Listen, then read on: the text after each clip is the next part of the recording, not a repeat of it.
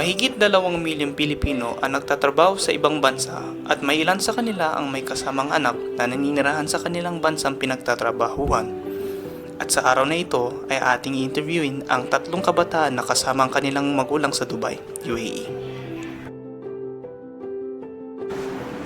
James, alam kong pinanganak ka sa Dubai at marami ka nang napagdaanan at nakita dito. Ano ang mga problema ng pagkakaroon ng parent na OFW? Kahit na ipinanganak at lumaki na ako dito sa UAE, ibang-iba talaga ang kultura nila dito. Ang araw-araw na buhay nila dito ay mabilis, hindi gaya ng buhay sa probinsya.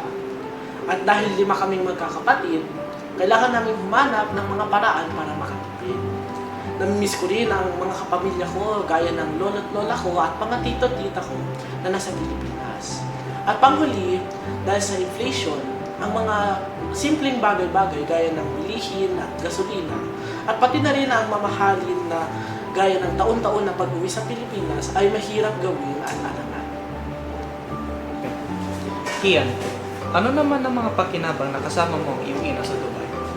Siyempre, masaya ako dito na kasama kong mama ko dahil hindi na siya nag-iisa dito at gayon din ako.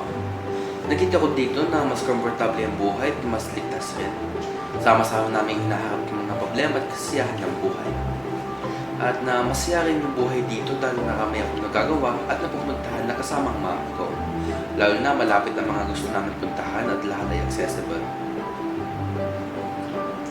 Paul, kumpara sa mga nauna, wala ka pang 1 taon simula nung mapunta ka dito sa Dubai.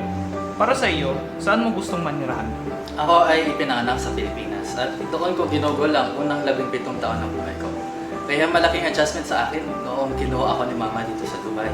Una sa lahat, nakasanayan kong mamuhay sa syudad at probinsya na naroon ang aking mga kapamilya at mga kaibigan. Sa kabilang banda, ako naman ay masaya na nakasama ko na si Mama sa loob ng maraming panahon. At masaya rin ako na nakagawa ko ng bagong mga kaibigan dito sa aming lugar. Pero kung ako ang papapiliin, syempre mas gusto ko manirahan sa bayan na aking kinalakhan at binabuhayan ng matagal. Pero hanggat maaari, masaya na ako na kabiling ko aking ina at kapatid.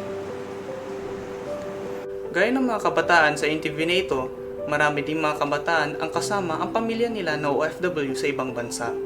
Mahirap man ang kalagayan o maganda, mahalaga na kasama ang pamilya. Dahil mas napapalapit sila sa isa't isa at naipapakita rin ang pagmamahal nila. Maraming salamat.